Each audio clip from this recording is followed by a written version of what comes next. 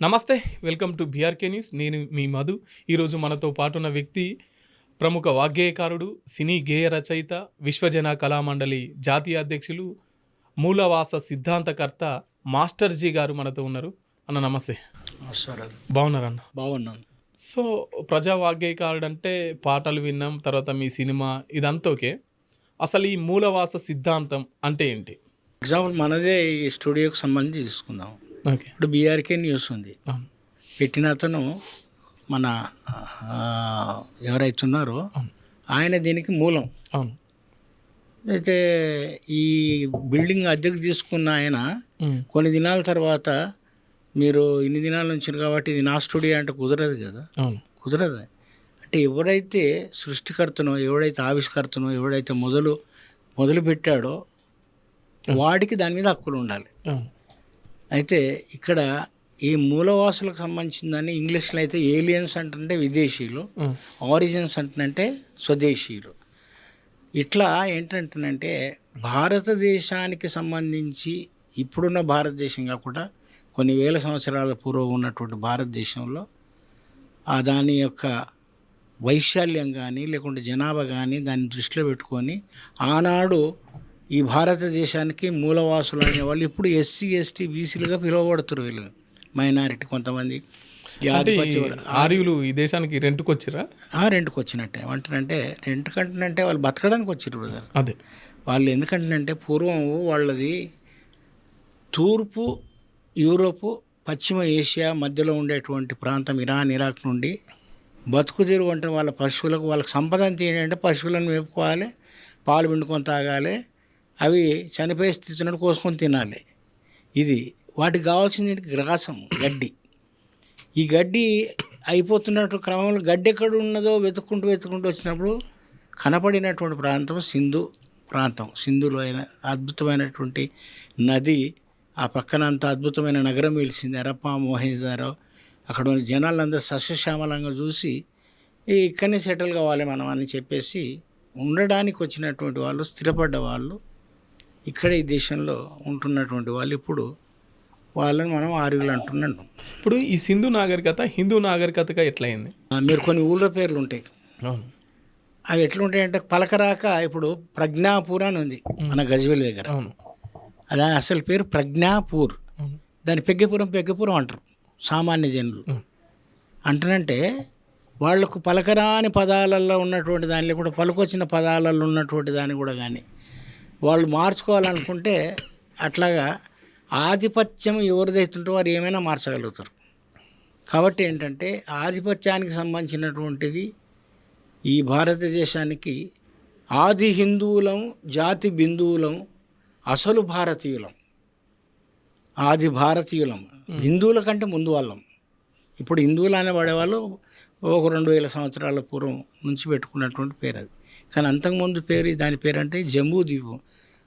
వాళ్ళు ఆ విషయాన్ని మర్చిపోకుండా బ్రాహ్మణులు హిందూ మతంలో పెళ్లి చేసేటప్పుడు ఖచ్చితంగా ఈ పదాన్ని అంటారు. దక్షిణ దిగ్భాగే జంబూ ద్వీపే జాంబవంతే భరతవంశే భరతఖండే అని. అంటే ఇది జంబూ ద్వీపం, దీని పేరు. ఇది భరతఖండం అని పిలువబడుతున్నటువంటి దానికి జాంబవంతుడు అనేవాడు రాజు. కానీ ఆ దేశాన్ని మేము ఇప్పుడు దొబ్బుకొని వెళ్తున్నాం అనేది మనం గమనించాలి.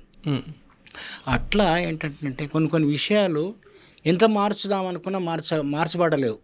అట్నే ఈ ఆర్యులు అనేవాళ్ళు ఈ దేశానికి బతుకొచ్చిన వాళ్ళు అనేది ఆల్రెడీ నిర్ధారణ అయినటువంటి విషయం. ఇప్పుడు మీకు బ్రాహ్మణులు అంటే ఎందుకంత పగనా? నాకెందుకు పగ? మరి ప్రతిసారి బ్రాహ్మణులను టార్గెట్ చేస్తూ మాట్లాడుతూ పాటలు రాస్తుంటారు కదా. ఎక్కడ చేసిన ఒక్క పాట చెప్పండి. ఇప్పుడు ఈ దేవుళ్ళ ఈ కులం అని, మతం అని, వాళ్ళు పని చేయకుండా బతుకుతాని, మంత్రాలు అవుతూ బతుకుతారని. విషయం ఏంటంటే చరిత్రగా చెప్తున్నాం. ఏమంటున్నాం అంటే బ్రాహ్మణస్య మహమాసిద్ బాహూరాజన్యకృత యద్వైశ్యో వృదస్య శూద్రాబ్ద పాదాజాయత అని వాళ్ళు అన్నారు. వాళ్ళు అన్నదాన్ని మనం ఏమంటున్నాం అంటే మనుషులు ఎట్లకెళ్ళి పుడుతురంటే వాళ్ళు చెప్పాడు. బ్రాహ్మణుడు అనేవాడు బ్రహ్మ ముఖము నుంచి, క్షత్రియులు అనేవారు భుజాల నుంచి, వైశ్యులు అనేవారు ఉదరాల నుంచి, తొడల నుంచి, ఈ శూద్రులు అనేవాళ్ళు చెప్పు కాళ్ళ నుంచి పుట్టారన్నాడు. కానీ మనుషులు ఎక్కడికి వెళ్ళి ఇప్పుడు అయితే చిన్న పొరలు చెప్తారు మనుషులు ఎక్కడికి పుడతారు. అట్లా దీన్ని ఏం చేశారంటే మాయావాదం. అసలు ఈ మనువాదం అనేది ఏంటంటే మాయ.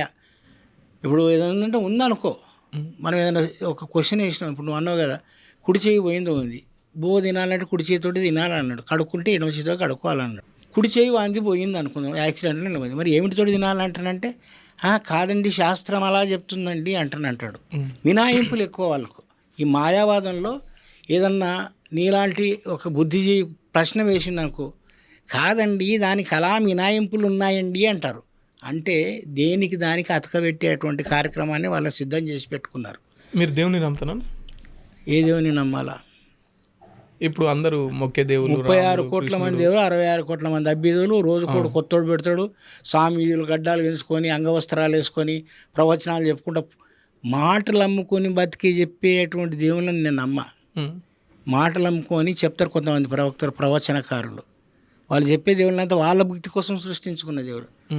నేను నమ్మేటువంటి దేవుడు ఎవరంటానంటే మనిషిని మనిషిగా గమనించి మనిషి అభ్యున్నతి కోసం పాటుపడ్డటువంటి ఒక బుద్ధుడు, ఒక అంబేద్కర్, ఒక పూలే, ఒక పెరియార్, ఒక నారాయణుడు. మనుషుల యొక్క వాళ్ళంతా మనుషులు కదా. నేను అనేది ఏ దేవుణ్ణి కొలుస్తారో, ఏ దేవుని పూజిస్తారు? దేవుడు అనేవాడు మనిషిగాడ. దేవుడు మనుషులు ఇద్దరు ఒకటేనా? అట్లెట్లా? ఇప్పుడు నువ్వు పోతున్నావు, అవును, లిఫ్ట్లో ఎక్కినావు, దాంట్లో కరెంట్ షాక్ కొడుతుందంటని ఎక్కే ముందు ఒకటి చెప్పిండు, ఈయన చెప్పిండు అనుకో ఉదాహరణకి, అవును, అరే దేవుళ్ళగా కాపాడినవరా భయ అంటావు, అంటావా లేదా? అంటే నిన్ను అట్లా చెప్పిపించింది కూడా దేవుడే కదా, ఆయనకు ఆ మాట ఇచ్చింది. దేవుడు అనేవాడు బ్రదర్ వినండి, దేవుడు అనేవాడు మనం సృష్టించుకున్నాం. దేవుడిని మనం, దేవుడు అనేవాడు ఉన్నాడా మనిషికి కలిగిన అనుమానం అని ఆత్రేయ ఒక పాట రాశాడు దాగుడు మూతల సినిమాలో. అంటే మనుషులు అనేవారు ఉన్నారా అని దేవుడికి అనుమానం వచ్చిందంట. అంటే నా ఉద్దేశం ఏంటంటే ఈ కాంట్రావర్సీని క్రియేట్ చేసింది వాళ్ళే, దానికి సొల్యూషన్ చెప్పింది వాళ్ళే. అంటే నా ఉద్దేశం ఏంటంటే మనిషి ప్రపంచంలో ఈ దేవుడు ఇక్కడ మీరు అన్నారుగా దేవుడు అన్నాడు అనుకో, ఒక పెద్ద నాగరికతలు నిర్మాణమైనటువంటిది ఏథెన్స్ నగరం ఉంది, అక్కడికి యూరోప్లో కూడా ఉన్నాయి, ఇజ్రాయిల్ ఉంది, ఇరాక్ ఉన్నది. ఇన్ని దేవుళ్ళు మరి పనికొచ్చే దేవుళ్ళు అయితే కొత్త కొత్త దేవుళ్ళు ఎందుకు పుట్టుకొస్తారు? దేవుడు అనేవాడు వాడికి అనుగుణంగా వాడికి సంబంధించినటువంటి కోరికలు తీర్చుకోవడానికి ఒక్కొక్క దేవుని సృష్టించుకున్నాడు. దేవుడు అనబడేవాడు ఎవడంటే ప్రజాహితాన్ని కోరుకునే, సమాజాన్ని హితాన్ని కోరుకునేవాడు దేవుడు నా దృష్టిలో. ఇప్పుడు మీ పోరాటం అంతా మేము కింద కులాలలో పుట్టినాం, మేము పై కులాలలోకి వెళ్ళాలనా? వెళ్ళొద్దు కాదు, పై కులాలలో కిందికి రావాలని. అంటే ఇప్పుడు ఎవరి వృత్తి వాళ్ళది, ఎవరి పనులు వాళ్ళు చేసుకుంటున్నాక వచ్చిన ఇబ్బంది ఏంటి? ఎవరి పనులు వాళ్ళు ఎవరు చేయమన్నారు? ఎవరు చేయమన్నారు? ఇప్పుడు నేను ఉన్నా, యాంకరింగ్ చేస్తా, మీరు ఉన్నారు, పాటలు పాడతారు, మీ పని మాకు రాదు, మా పని మీకు రాదు. ఎందుకు రాదు? నేను చేస్తే బ్రహ్మాండంగా యాంకరింగ్ చేస్తా. నీకు పాటలు రాకపోవచ్చు, నాకు యాంకరింగ్ వస్తుంది. చేయవద్దా? చేయాలన్నా వద్దా? చేయాలి. పాటలు పాడతా, యాంకరింగ్ చేస్తా, డ్యాన్స్ చేస్తా, అన్నీ చేస్తాను, చేయాలన్నా వద్దా? ఇప్పుడు దళితులు కూడా చాలా మంది గుళ్ళో పూజారులుగా ఉన్నారు కదా. ఎక్కడ ఉన్నారు? ఎందుకు లేదు, మొన్న ఒక గురువు ఉన్నాడు, ఆయన దళితుడు, మాదిగా. ఏ గుడిలో ఉన్నాడు? మహబూబ్ నగర్లో. ఏ గుడి? గుడి పేరు చెప్పండి సార్. తిరుపతి కాదు? కాదు. శ్రీశైలమా? కాదు. అది భద్రాద్రి. ఏదో ఆయన పీఠం పెట్టుకుని ఆయన ఏదో అవునండి, నేను పెట్టుకుంటే నేను దేవుని అనుకుంటాను, నేను పూజారిగా ఉంటాను. మా దాంట్లో మాలమాదిగోళ్ళు అంటే మస్తు పూజారులు ఉన్నారు, బయలుళ్ళు. వాళ్ళు బ్రహ్మాండంగా పెళ్ళిళ్ళు చేస్తారు, మంత్రాలు చదువుతారు, బాపనోళ్ళ కంటే అద్భుతంగా వాళ్ళకి భాష మీద పట్టుంది. అంత మాత్రాన వాళ్ళ దేవుళ్ళు అంటారా వీళ్ళు? లేకపోతే పూజారులు అంటారా? నేనేమంటున్నా సార్, ఇక్కడ కాంట్రవర్సీ కాదు. మనిషి అనేవాడు అందరు మనుషులు తల్లి కడుపులకెళ్ళి పుట్టారు. ఈ పుట్టినటువంటి మనుషులలో ఎక్కువ తక్కువ ఎందుకు పెట్టారనేది నా క్వశ్చన్. ఎవడు పెట్టాడు, ఎందుకు పెట్టాడు? అయితే అలా పెట్టించినటువంటి దాంట్లో స్వార్థపరులు, సమాజాన్ని విచ్ఛిన్నం చేయాలనుకున్నటువంటి వాళ్ళు కేవలం తమ బతకడం కోసం, అందుకే ఈ యొక్క కాయా కష్టం చేయకుండా బతుకుతున్నటువంటి వాళ్ళు ఇప్పుడు మీకు అఘోరీలు ఉన్నారు, సన్యాసులు ఉన్నారు, బాబాలు ఉన్నారు. వీళ్ళని అందరూ కనుక మనం లెక్కేస్తే ఒక కేరళ రాష్ట్రంలో, ఒక ఛత్తీస్గఢ్ రాష్ట్రంలో ఎంతమంది అయితే జనాభా ఉందో అంతమంది ఉన్నారు. ఏం పని చేయరు. రెక్కలు బొక్కలు నొయ్యకుండానే పూటకు బుతికెడు మెతుకొచ్చు, సుక్కెడు చెమట గార్చకుండానే సంపదలెన్నో పొందొచ్చు, క్షణం సేపు సిగ్గు విడిస్తే దినం హాయిగా బతకొచ్చు, సన్యాసోడి వేషంలోన ఎన్నేసాలు వేసినా కానీ అరే సన్యాసోడి యశములోన ఎన్నేషాలు వేసిన గాని చెల్లుకుంట వచ్చిందో చరిత్రెరుగు చంద్రన్న, చెల్లుకుంట వచ్చిందో చరిత్రెరుగు చంద్రన్న. బ్రదర్, ఇక్కడ కాయా కష్టం చేయకుండా, ఫిజికల్గా పని చేయకుండా, ఏ ఇతరులు సంపాదించినట్టు సృష్టించిన సంపద తినకుండా కేవలం మాటలు అమ్ముకొని బ్రతికేటువంటి వాళ్ళకు సమాజంలో బతకడానికి అర్హత ఉండకూడదు అసలు. ఏదైనా ఒక పని చేయాలి మనిషి. ఏదో యాడ్ ఉంటుంది, పని చేయని వాడు గాడిద అని, పని చేయని వాడు గాడిద అని ఏదో ఒక యాడ్ ఉంటుంది ఉంటుంది కదా. నా ఉద్దేశం ఏంటంటే బ్రదర్, పని అంటానంటే నువ్వు రాత కూడా ఒక పని, కోత కూడా ఒక పని, మూత కూడా ఒక పని. అట్లా ఏదన్నా ఒక పని చేయి. మన ఇప్పుడు ఈ పని చేసే కార్యక్రమాలలో కేవలం ఏమి చేయకుండా బతుకున్నటువంటి వారు దరిదాపు నా ఉద్దేశంలో ఈ భారతదేశంలో ఒక రాష్ట్ర జనాభా ఉన్నారు. అందులో మళ్ళీ సన్యాసులలో కూడా అలా అఘోరీలంట. వీళ్ళ దాంట్లో మళ్ళీ వస్త్రాలు, కాషాయ వస్త్రం, ఆ పీతాంబరం, శ్వేతాంబరం, బ్లూ ఆంబరం, ఈ అంబరం, బినాంబరం కూడా బరివేతలు ఎదిరిగే నా కొడుకులు కూడా ఉన్నారు. ఎందుకు ఉన్నారు? వీళ్ళకి ఎక్కడికి వెళ్ళి వస్తుంది ఈ భోజనాలు, ఎక్కడికి వెళ్ళి వస్తున్నాయి, వీళ్ళని కాపాడుతుంది, వీళ్ళని ఎందుకు కాపాడుతున్నారు? ప్రజలను భోజనం పెడుతున్నారు. ప్రజలను భోజనం పెట్టేటట్టు చేసిరు సార్. వాళ్ళకు ఒక ఆపాదించారు, వీళ్ళని నువ్వు మొక్కకపోతే నువ్వు ఇట్లా అయిపోతావు అంటని. ఈ యొక్క మాయావాదంతో మనల్ని పరిపాలిస్తున్నటువంటి వాళ్ళు చాలామంది ఈ మాయావాదం మీద బతుకుతున్నటువంటి వాళ్ళు. ఇప్పుడు మీరు 37 ఏళ్ళ నుంచి పాటలు పాడుకుంటూ వస్తారు కదా, ఏమన్నా కనీసం 47 సంవత్సరాల నుంచి పాటలు పాడుకుంటూ వస్తున్నారు, పాటలు రాస్తూ పాడుతూ. ఏమన్నా సమాజం కొంత మారింది అనుకుంటా? ఖచ్చితంగా మారింది. ఒకప్పుడు అంబేద్కర్ పేరు చెప్తే గద్దరి నవ్వాడు, ఏం అంబేద్కర్ రా బాయ్, ఇంతమంది చూసిన విప్లవం అంటాను అన్నాడు. ఆఖరికి ఆయన్ని అంబేద్కర్ పాట పాడాల్సి వచ్చింది. అట్లా ఈ సమాజంలో నేను అంబేద్కర్ గురించి పాడబడితేనే వినోళ్ళు ఈరోజు అంబేద్కర్ పేరు ఎత్తకుండా, ఇంక్లూడింగ్ బీజేపీ పార్టీతో సహా అన్ని రాజకీయ పార్టీలు అంబేద్కర్ పేరు ఎత్తకుండా ఎవడన్నా కార్యక్రమాలు చేస్తున్నాడా? మనిషి ప్రయత్నం చేస్తూ ఉంటే ఏదైనా మారుతుంది సార్. మారడానికి సంబంధించినటువంటి మార్పు అంటే ఉన్న పలంగా ఇట్లా అంటారంటే మంత్రం అంటారంటే మార్పు రాదు, గ్రాడ్యువల్గా వస్తుంది, మెల్లగా వస్తుంది. ఆ మెల్లగా వచ్చేదాన్నే మార్పు. సడన్లీగా వచ్చినటువంటి మార్పు ఉండదు. మీరు అనుభవించినప్పటి మీరు చిన్నతనంలో చూసినటువంటి కులం ఇప్పుడున్న కులం ఒకటేనా? కులం ఒకటే, కానీ రూపులు మార్చుకుంది. అప్పుడు గోసి పెట్టుకుంది. ఇంకా కుల వివక్షత ఇప్పుడున్న కంప్యూటర్ కాలంలో కుల వివక్షత ఉంది. కులం అప్పుడు గోసి పెట్టుకుంది, ఇప్పుడు చెడ్డేసుకుంటుంది, అంతే తేడా. ఇక్కడ నాకంటే అంటే కంపెనీలలో అందరూ కులాలకు అతీతంగా పని చేసుకుంటున్నారు, అన్ని చోట్ల కులాలకు అతీతంగా పని చేస్తున్నారు. ఇంకెక్కడ కుల వివక్షత, కులం ఎక్కడుంది? నిన్ననే ఒక మీటింగ్ వచ్చిన సిద్దిపేట దగ్గర అంకిరెడ్డిపల్లి అనేది, ఆడ ఒకరు మాట్లాడుతూ ఈ ఎస్సీలకు సంబంధించినటువంటి చదువుకునే పిల్లలు పోతే రూమ్ ఇవ్వమంటే మీ క్యాస్ట్ ఏందని అడిగిన తర్వాత రూమ్ ఇస్తలేరు. ఇది కొత్తగా వచ్చిన ట్రెండ్, ఇంతకుముందు పెద్దగా లేదు ఇది. ఈ సనాతన ధర్మం వచ్చినప్పటి నుంచి పురాతనంకు సంబంధించినటువంటి దాన్ని నాశనం సనాతన ధర్మం వచ్చింది కదా. ఈ సనాతనవాదులు ఇప్పుడు ఏం చేస్తున్నారంటే గుళ్ళోనికి రానియటం లేదు, బళ్ళల్లో చదువుకోకుండా అన్నీ ప్రైవేటైజేషన్ చేస్తారు, ఇళ్ళల్లో కూడా కిరాయిలు ఇవ్వకుండా కొంతమంది ప్రత్యేకంగా పనిచేస్తున్నారు. నువ్వు కులం అడిగి లీరాబాయ్ అంటే మనల్ని మూతికి ముద్ది కట్టినటువంటి సమాజం ఉన్నది 2200 సంవత్సరాల క్రితం పీష్వాల కాలంలో. అటువంటి సమాజంలోకి నెట్టితే కానీ ఈ అంబేద్కర్ పేరు చెప్పుకొని ఇంత ఉన్నత స్థితిలోకి వస్తున్నట్టు, ఈ పూలే పేరు చెప్పుకొని ఉన్నత స్థితిలోకి వస్తున్నారు, ఈ బుద్ధుడి పేరు చెప్పుకొని ఉన్నత స్థితిలోకి వస్తున్నటువంటి వాళ్ళు మనకి మన రాజ్యాన్ని గుంజుకునే అవకాశం ఉంది. కాబట్టి మళ్ళీ వీళ్ళని వెనకటి స్థితిలోకి నెట్టాలి. మూతికి ముండికా కట్టుకొని వెనకకు చీపురు కట్టుకొని గంట కట్టుకొని ఎలా తిరిగారో అలాంటి సమాజంలోకి నెట్టడం కోసం ప్రయత్నాలు జరుగుతున్నాయి. దాన్ని వ్యతిరేకిస్తాం మనం. నేను బ్రాహ్మణులను జనవాదులు మనవాదులు ఉంటారండి సమాజంలో.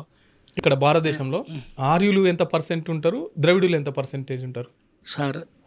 పర్సెంటేజ్కి సంబంధించినటువంటిది మొత్తం ఈ దేశం భారతదేశమే ద్రావిడులకు సంబంధించిన, నాగాలకు సంబంధించిన దేశం. మీకు సర్పయాగం అని పేరు విన్నారా మీరు? విన్నా, బట్ దాని గురించి అంత తెలియదు. విన్నా. సర్పయాగం అనేది ఒక పురాతన కాలంలో జరిగినట్టుగా ఒక మనకి ఎపిసోడ్ ఉంటుంది. ఏది ఈ రామాయణ మహాభారతంలాగా. సర్పయాగం అంటే ఏంటిదంటే నథింగ్ బట్ నాగా జాతికి సంబంధించినటువంటి జనాలని వారిని ఖతం చేయడానికి చేసినటువంటి, ఇప్పుడు ఉదాహరణకి మనకి ఈ ఈ జరుగుతున్నటువంటి కాలంలో ఈరోజు ఈ నక్సలైట్ల నిర్మూలన చేయడానికి ఒక కార్యక్రమం కగారు జరుగుతుందో, అట్లా ఈ దేశ మూలవాసులు, అన్నీ తెలిసిన వాళ్ళు, జ్ఞానులు, వీళ్ళకు మేము బయటికి వెళ్ళి బతుకొచ్చినామని రేపు ఏమన్నా అనగలరని అటువంటి వాళ్ళని నాశనం చేయడానికి ఒక పెద్ద వాళ్ళని మూకుమ్మడిగా తగలబెట్టినటువంటి సర్పయాగం. ఇటువంటి అన్నీ కూడా ఇప్పుడు ఏంటంటే మనం కంపారిటివ్ స్టడీ తెలుసు కదా మీకు. అట్లా ఏంటంటే పూర్వము ఈ దేశాన్ని ఈ పాలించినటువంటి జాంబవంతుడు కానీ, ఆ తర్వాత వచ్చినట్టు మన భారతదేశానికి మూలం ఎవరంటే జాంబవంతుడు. మా దేవుడేనా? మనిషి. శివుడు కూడా మనిషి. ఆయన నేనేమంటానంటే ఆయన ఒక సైంటిస్ట్. ఎవరు? శివుడు. ఓకే. ఒక ఇంజనీరు, తర్వాత ఒక భౌతికవాది. ఎలా అంటానంటే నువ్వు అడగకుండా నేను చెప్తాను వినండి. ఆయన మనుషులు పుట్టడం ఎట్లాగని చెప్పేసి ఒక అంగాన్ని, లింగానికి సంబంధించినటువంటి గుర్తుని తయారు చేసి, ఇవో మనుషులు ఈ రెండు కలిస్తేనే పుడతారా అన్నాడు. ఓకే. అట్లాగే ఇక్కడ ఆయన ఇట్లా అడ్డబొట్టు పెట్టుకుంటాడు, పెట్టుకొని మధ్యలో ఒక ఎర్రటి బొట్టు పెట్టుకుంటాడు. దానికి చిహ్నం ఏంటంటే ఈ అడ్డబొట్టు లాంటి తెల్ల ఏంటంటే అవి పురుషుడి యొక్క వీర్యం, తెల్లగా. ఈ ఎర్రగా బొట్టులాగా ఉండేది స్త్రీ యొక్క అండము, బొట్టులాగా పెట్టారు. ఈ రెండు కలిస్తేనే మనిషి పుడతారా అని చెప్పాడు. అలా భౌతికవాది. విష్ణువు అనేవాడు. కానీ ఇవన్నీ మీరు అనుకునే చెప్తున్నారా, లేకపోతే ఎట్లా? దీనికి ప్రామాణికం ఏంటి మీరు చెప్పేవాటికి? బాబు, ఒక అరిస్టాటిల్ భూమికి ఆకర్షణ శక్తి ఉందంటే ఎట్లా కనిపెట్టిండు? ఆయన ప్రయోగం చేసిండు. ప్రయోగం చేయలేదు. యాపిల్ పండు చెట్టు మీదకి వెళ్ళి కింద పడ్డది, పైకి ఎందుకు పోలేదు అంటారంటే దానికి ఆకర్షణ శక్తి ఉంది, గురుత్వాకర్షణ శక్తి ఉందని కనిపెట్టిండు. ఇక్కడ మేము కూడా ఈ యానికి సంబంధించినటువంటిది కొద్దిగా ఆలోచన చేస్తే మాకు తడుతున్నటువంటి అంశాలు ఇవి. కాదనమనండి, ఎవరన్నా చర్చకు రమ్మనండి నాతోటి. ఇప్పుడు విష్ణువు ఉన్నాడండి, బ్రహ్మాండంగా పాల సముద్రంలో పండుకుంటాడంట ఆయన. ఆయన బొడ్లకెళ్ళి మనుషులు పుడతారు. ఆయన బొడ్లకెళ్ళి మనుషులు పుడతారని ఆయన ఎందుకు చెప్పిండు? శివుడు అసలైనటువంటి మన మనుషులు ఎట్లా పుడతారో చెప్తే దానికి భిన్నంగా భావవాదాన్ని చెప్పి వీళ్ళని మాయావాదంలో ఉంచాలని బ్రహ్మ బొడ్డులో నుంచి ఒక పుష్పము, ఆ పుష్పంలోకి వెళ్ళి మనిషి ఒకరు పుట్టినట్టుగా చూపెడుతున్నారు.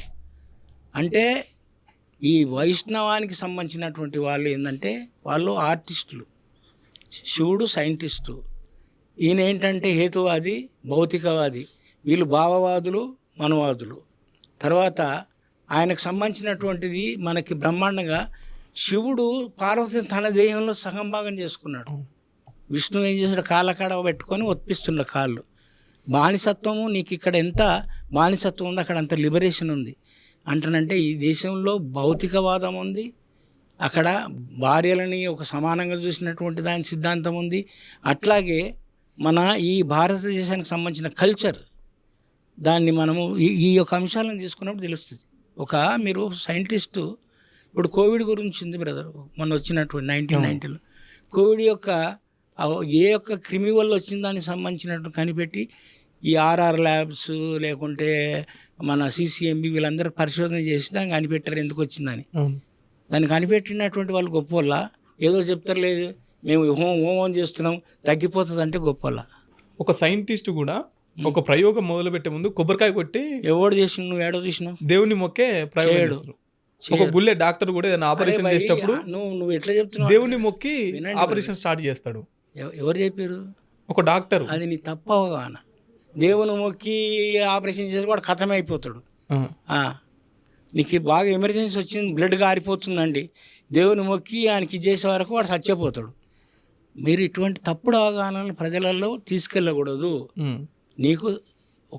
మీకు అందరికీ మనుషులకి ఏంటంటే మానవ పరిణామ క్రమంలో ఇన్ని అభివృద్ధులు, మనిషి వంగి 4 కాళ్ళ మీద నడిచేయడం, నిటారుగా నడిచి అగ్గిని కనుక్కొని ఆడికి చక్రాన్ని కనుక్కొని ఆడికెళ్ళి రకరకాల వస్తువులు కనుక్కోవడానికి ఏంటంటే ఈ ఆలోచన ప్రకృతిలో ఉన్నదాన్ని కంపేర్ చేసుకుంటూ, ఇప్పుడు మీరు తునిగా అంటారు అక్కడ ఆంధ్రాలో, ఇక్కడ భూగా అంటాం మనం. ఈ భూగ పైకి ఎగురుతుంటే దాన్ని చూసి హెలికాప్టర్ కనుక్కున్నారు. అట్లాగనే ఒక పిట్టి ఎగిరిపోతూ ఉంటుంటే దాన్ని చూసి ఏరోప్లేన్ కనుక్కున్నారు.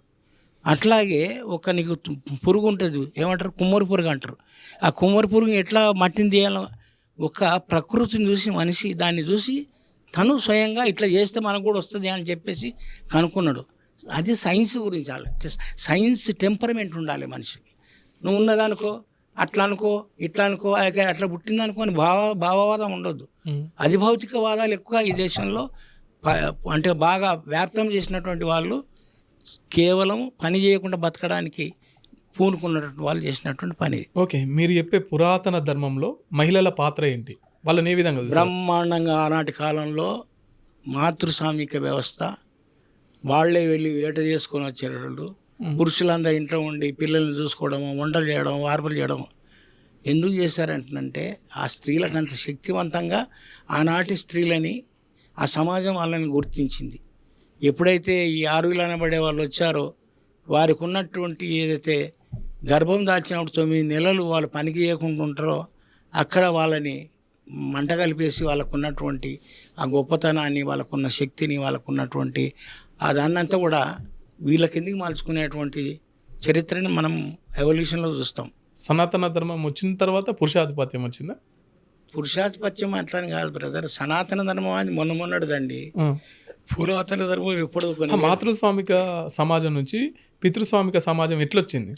మాతృస్వామిక సమాజం నుండి పితృస్వామిక సమాజం రావడానికి మానవ పరిణామ క్రమంలో పురుషుడు ఉత్పత్తికి సంబంధించినటువంటి వస్తువులు, మీకు కమ్యూనిజం వచ్చిందంటే ఏంటిదంటే మీరు కార్మికులు యజమానులు కలిసి ఒక వస్తువును ఉత్పత్తి చేశారు. ఎప్పుడైతే ఆ ఉత్పత్తికి సంబంధించిన వస్తువులు మిగిలిపోయినాయో, మిగులు సంపదగా మారిందో అక్కడ నుండి పురుషాధిపత్యం మొదలైంది. నా ఉద్దేశం ఏంటంటే ఒక సంపద మిగిలితే ఇప్పుడు నువ్వు యజమానివి, వీడొక కార్మికుడు, ఈ కార్మికుడు యజమానులు కలిస్తేనే ఒక అంశం ఉత్పత్తి అవుతుంది. అయిన దాంట్లోకి వెళ్ళి కార్మికులు తయారు చేసిన దాన్ని ఒక్కడు యజమాని 100 మందిని పెట్టి 100 గంటల పని ఒక్కడు 1 గంటలో పని తీసుకుంటున్నాడు. దాంట్లో ఈ లాభం అంత దీనికి వస్తుంది. ఈ లాభం అంత దీనికి రాకుండా ఉండాలంటే అందరికి సమాజానికి పంచాలని చెప్పేది మార్క్స్ చెప్పినటువంటి ఒక సిద్ధాంతం. అట్లనే మన భారతదేశంలో కూడా ఇప్పుడు భారతదేశం అంటున్నాడు ఆదిలో ఉన్నటువంటి దాన్ని జంబూద్వీప కల్ప అంటున్నాం. ఆ తర్వాత రకరకాల పేర్లు మారి దానికి సంబంధించింది ఇప్పుడు ఉన్నటువంటి భారతదేశం అయింది. ఇప్పుడు ఇక భారతదేశం కూడా వద్దంటారు, హిందూ దేశం కావాలంటారు. అంటే నా ఉద్దేశం ఏంటంటే ఒకే ఒక వర్గానికి సంబంధించిన వాళ్ళు తమ ఆధిపత్యాన్ని నిలబెట్టుకోవడానికి జరిగినటువంటి అంశాలలోనే ఇప్పుడు ఈ దేశం అటువైపుగా వెళ్తుంది. అట్లా కాకుండా ఇట్లా ఈ దేశం అట్లా పోయిపోయే అన్ని 100 ముక్కల కింద మారిపోయి 100 ఘనాల కింద మారిపోయి ఈ దేశము ఎంతోమంది చేతులకు పోయింది. ఒక ఆఫ్టరాల్ ఒక గుర్రం మీద వచ్చి వాడు మహమ్మద్ గజని 9-10 సార్లు దేశాన్ని దోసుకొని పోయిండు. అట్లాగే మీకు చరిత్రలో సత్యాలు చెప్పాలి బ్రదర్. పహల్గామ్లో అయింది కదా, సో అక్కడ దాడి జరిగింది హిందువుల మీదనే. ఎందుకంటే ఇది హిందూ దేశం కాబట్టి హిందువులంతా ఏకతాటి మీద వచ్చి ఆపరేషన్ సింధూర్ పేరు పెట్టి యుద్ధం చేస్తున్నారు కదా, మరి ఇది హిందూ దేశం అని అనుకోవచ్చు కదా. ఒక్క నిమిషం బ్రదర్, స్టూడియో లోపల రావాలంటే మీరు అక్కడ అది పెట్టారు, ఏమంటారు దాన్ని? బయోమెట్రిక్. అది చూపెడితేనే కదా లోపల రాణిస్తుంది. ఈ భారతదేశంలోకి ఒక పాకిస్తాన్ ఒక దుర్మార్గులు వచ్చారు, తీవ్రవాదులు వచ్చారంటే ఇవన్నీ దాటుకొని వచ్చినట్టే కదా. ఎట్లా దాటుకుంటూ వచ్చారు? వాళ్ళ తెలివితోనే వచ్చినారు. వాళ్ళు ఏదో ఎత్తుగా అంటే మనం తెలివి లేని వాళ్ళు లెక్క వేషం వేసుకొని ఏదో. అరే కాదు సార్, మనం తెలివి లేని వాళ్ళం అన్నమాట. ఇంత వేగులలో ఇంత ఇవన్నీ ఉండి కూడా ఇంతకుముందు హెచ్చరికలు వచ్చినా కూడా ఇట్లా జరగబోతుందని చెప్పినాక కూడా మీరు కాపాడలేకపోవడానికి సంబంధించినటువంటి ఏంటిదనేది వాళ్ళు చెప్పాలి ప్రజలకు. కొన్ని సత్యాలని ఇప్పుడు ఉన్నటువంటి పాలకులు చెప్పాలి. 9 ఓ మామూలు వ్యక్తి అంటున్నాడు నేను ఇడికెళ్ళి ఫలాని పహల్గాం పోవాలంటున్నంటే 9 సార్లు చెక్కింగ్ అవుతుందని. 9 సార్లు చెక్కింగ్ దాటుకొని పోయినట్టంటే దాంట్లో కుట్రలు లేవంటారా మీరు? అంటే భారతీయులు సపోర్ట్ చేసి వాళ్ళని తీసుకొచ్చారంట. కొంతమందిని పట్టుకున్నారు కదా, మరి ఈ దేశానికి సంబంధించిన సీక్రెట్స్ అన్న ఒక లేడీని ఇంకో జెంట్ని పట్టుకున్నారు కదా. ఇట్లా ఎందుకు చేస్తారు వాళ్ళు? ఈ దేశానికి సంబంధించినటువంటి ఏ మనిషి అని కూడా ఒకరికి వ్యతిరేకంగా తయారంటానంటే వాడికి ఏదో జరిగి ఉండాలి, వాడు ఈ దేశానికి సంబంధించింది అమ్ముకుంటుండంటే అమ్ముకునేలాగా పరిస్థితులు కనిపించినటువంటి వాళ్ళని మనం ముందుగానే నిర్మూలించాలి. కాబట్టి నా ఉద్దేశం ఏంటంటే అది పహల్గాం కానీ ఇంకోటి కానీ బ్రదర్, మన యొక్క వైఫల్యం ఉంది. దాన్ని నేను వాళ్ళు చేసిన త్యాగాలకు సంబంధించినటువంటి చనిపోయిన వాళ్ళ గురించి ప్రగాఢమైన సానుభూతి ఉంది నాకు. కానీ వాళ్ళు వచ్చి అంత దూరంలోకి వచ్చి ఒక బ్రహ్మాండమైనటువంటి స్విట్జర్లాండ్ ప్రాంతంలోకి వచ్చి వాళ్ళని చంపినట్టంటే మన వైఫల్యం ఎంత ఉందండి, దీని పట్ల ఎందుకు జరిగింది వైఫల్యం, ఆ దాని గురించి చర్చించాలి మనం. ఓకే, మీరు ఇప్పుడు మాట్లాడుతున్నారు కదా, ఇప్పుడు వీళ్ళు ఎవరు శూద్రులు కావచ్చు, తర్వాత ఈ ద్రవిడులు కావచ్చు, వీళ్ళు హిందువులా కాదా? ఎవరు వీళ్ళు శూద్రులు? వీళ్ళంతా అసలు హిందువులు అంటే ఎవరు బ్రదర్? సింధు నది దాటి వచ్చినటువంటి వాళ్ళు హిందువులు అంటారు. వాళ్ళు మేము వాళ్ళ హిందువులమా కాదా అని అంటే మేము ఈ దేశ మూలవాసులము మేము. ఇప్పుడు వీళ్ళంతా హిందువులే కదా, ఎవరు ఈ శూద్రులు అని చెప్పుకుంటోళ్ళు? తర్వాత హిందువుల కంటే ముందు వాళ్ళమండి మేము. ఈ దేశంలో పుట్టి పెరిగి సకల సంపదలని, సంస్కృతిని, మీ రామాయణ మహాభారతాలను, ఆఖరికి మీ భారతదేశానికి సంబంధించిన రాజ్యాంగాన్ని రాసిన దేశం మూలవాసులం మేము. కొత్త పేరు పెట్టుకుంటాం, భారతీయులం మేము. ఓకే, వీళ్ళంతా ఇప్పుడు ఈ భారతదేశంలో భారతదేశంలో ఉన్న వాళ్ళంతా భారతీయులు. ఇందులో హిందువులు ఉన్నారు, క్రైస్తవులు ఉన్నారు, సిక్కులు ఉన్నారు, ముస్లింలు ఉన్నారు, పార్సీలు ఉన్నారు, ఎక్స్లు ఉన్నారు, వైలు ఉన్నారు, జడ్డులు ఉన్నారు. వాళ్ళంతా కూడా భారతీయులే కదా. మీరే భారతీయులు, మేమే భారతీయులం, మా ఒక్కళ్ళే భారతదేశం. చెప్తానేనండి సార్, మీరు అన్నారు కదా, మీరు అంటున్నంటే ఒకళ్ళతో పుచ్చుకున్నట్టుగా హిందూ మతం గురించి చెప్తున్నాను. మీరు ఇప్పుడు దశావతారాలు ఉన్నాయి మనకి, అవునా? ఎంతమంది? 10 మంది దేవుళ్ళు కదా. మనిషి అనేవాడు దశావతారాలు, దేవుడు అనేవాడు 10 అవతారాలు ఎత్తిండు. అందులో బుద్ధుడు కూడా ఉన్నాడు కదా, ఉన్నాడా? ఉన్నాడు. ఎప్పుడైనా బుద్ధుడు గురించి ఎక్కడైనా కానీ ఒక ఆలయాన్ని కడితే కానీ, లేకుంటే ఒక టీవీ సీరియల్ కానీ, లేకుంటే ఇంకేమన్నా కథలు పురాణాలు చెప్పేటువంటి దాంట్లో కానీ ఆయన పేరుందా? ఒక రాముడు, ఒక కృష్ణుడే. అందులో పరశురాముడు కనబడు, నరసింహస్వామి అక్కడక్కడ కనబడతాడు, కూర్మ అవతారం కనబడేది, మత్స్యావతారం కనబడేది, ఏ అవతారాలు కనబడేది. ఆఖరికి వస్తే బుద్ధుడు కనబడు, బసవేశ్వరుడు కనబడు. ఒక రాముడు కృష్ణుడైనా మరి మీరు చెప్తున్న దాంట్లో మీరు ఇచ్చే విలువ ఎవరిది? ఎవరికి ఇస్తారు మీరు విలువ? రాముని గురించి చెప్తే తప్పేంది? తప్పేంలేదండి, తెలుసుకోవచ్చు కదా. రాముని గురించి చెప్పినట్టుగా బుద్ధుడికి చెప్పమంటున్నా. బుద్ధుడు అసలు ప్రపంచంలో మనిషి ఎట్లా బతకాలి, వాడికి ఎంత ఏ పద్ధతిలో ఉంటే, ఏ పద్ధతిలో నడిస్తే వాడు శాంతియుతమైనటువంటి జీవితాన్ని గడుపుతాడు, దుఃఖరహితమైనటువంటి జీవితాన్ని గడుపుతాడు, మనిషిలాగా ఎట్లుంటాడని చెప్పింది గొప్పనా? లేకుంటే మన ఏదో కొంతమందిని చంపేయడం గొప్పనా? సూర్యుడు ఉన్నాడు, సూర్యుడి నుంచి డి విటమిన్ వస్తుంది. మనం దేవుని సూర్య భగవాన్ లెక్క మొక్కుతాం. మొక్కండి. ఇట్లా ప్రకృతిని, గాలిని మొక్కుతాం. దీని వల్ల వచ్చిన ఇబ్బంది ఏంటి అంటున్నా? ఎవడి పడ్డాడు ఇబ్బంది? ఎవడు పడలేదే. మరి మా దేవుళ్ళు కాదు, మా హిందూ మతం, నువ్వు అంటున్నావా? మా మతం కాదు, మా దేవుళ్ళని మీరు అంటారు. మేమేమంటున్నామంటే అవి ఒక గ్రహాలు, ఆ గ్రహాల నుండి వచ్చే కాంతిని సూర్యకాంతి అంటున్నాము. నువ్వేమంటున్నావు సూర్య దేవుడు అంటున్నావు, నేను సూర్యకాంతి అంటున్నాం, అంతే. మరి ఒడిచిపోయింది కదా లొల్లి. మేము అంచబడ్డాం, మేము వివక్షతకు గురైనాం, మాకు ఈ దేవుడు కాదు, మాది ధర్మం కాదు. వాళ్ళు దేవుడు అన్నదాన్ని మమ్మల్ని అన్నమంటారు కదా, అక్కడ కాదు వచ్చింది. మీరు అట్లా అన్నది, సూర్యుడు కాంతి అనొద్దు, సూర్య దేవుడు అంటేనే ఉండాలి ఈ దేశంలో అన్నట్టుగా ఉంది. ఇప్పుడు మేమందరం కూడా సైంటిఫిక్ టెంపర్ కలిగినటువంటి వాళ్ళండి, మూలవాసులు. ఏదైనా చేసేటప్పుడు అది కరెక్టా కాదని ఆలోచించే జాతి. ఉందనుకో, అట్లా వచ్చిందనుకో, ఇట్లా అవుతుంది అనుకో అనేది కాదు. ఎందుకు వచ్చింది, ఎట్లొచ్చింది, ఎవడు చేసిండటని అడిగేటువంటి ఒక సైన్స్ టెంపర్మెంట్ కలిగినటువంటి జాతి భారత జాతి. దాన్ని మీరందరూ కూడా వచ్చేసి ఏంటంటే ఈ సనాతన ధర్మం ఇట్లా అనొద్దు, అట్లా అనొద్దు అంటున్నంటే, మా పురాతన ధర్మం ఉంది. పురాతన ధర్మం మాది హేతువాదమైనటువంటి ధర్మం, సైంటిఫిక్ ఉన్నటువంటి ధర్మం. మా ధర్మంలో సైంటిస్టులు ఉన్నారు, ఇంజనీర్స్ ఉన్నారు, డాక్టర్స్ ఉన్నారు. వారందరి గురించి చెప్తున్నాం మేము, అంతే. ఓకే, శ్రీరాముని పట్ల మీ అభిప్రాయం ఏంటి? శ్రీరాముని పట్ల మీ అభిప్రాయం ఏంటి? మీ అభిప్రాయం చెప్తే నేను చెప్తా. మా అభిప్రాయం ఒక దేవునిగా మొక్కుతాం. నేనంటే ఒక మామూలు మనిషిగానే మొక్కుతాను, ఒక సంస్కారవంతమైన మనిషిగా మొక్కుతాను. అంటే మా రాముడు దేవుడు కాదంటారా? అరే మా బుద్ధుడు దేవుడు కాదా? మొక్కుకోండి, ఎవడొద్దు అన్నారు. నేను కూడా మొక్కు. ఇప్పుడు బుద్ధుడిని కూడా మీ రాముడు కృష్ణుడు అయితే ఎట్లయితే మొక్తామో, హిందువులు అనే వాళ్లకు 9-10 మంది దేవుళ్ళని పెట్టినప్పుడు ఒక 2 దేవుళ్ళకే వాల్యూ ఇచ్చేసి మిగతా దేవుళ్ళకి ఇవ్వకపోవడం తప్ప అంటున్నా నేను. ఇప్పుడు వాళ్ళతో పాటు బుద్ధుని కొలిస్తే మీరు రాముని కొలుస్తారా? అది నా ఇష్టం పై. ఇప్పుడు నేను ఇప్పుడు వాళ్ళు సరే మీ లెక్క వాళ్ళు ప్రకారం కొలిస్తే బుద్ధుని నేను కొలుస్తారు, అరే మీరు రాముని కృష్ణుని వాళ్ళు మొక్కుతారా? వాళ్ళు బ్రదర్ వినండి, ఉమ్, వాళ్ళు ఒకప్పుడు గొడ్డు మాంసం తిన్నారు గోవిందో అన్నారు. ఉమ్, ఇప్పుడు మా ఆదాన్ని మేము తింటుంటే మేము అంటరాని వాళ్ళం, వాళ్ళు గొప్ప వాళ్ళంట. ఉమ్, ఆ? ఉమ్.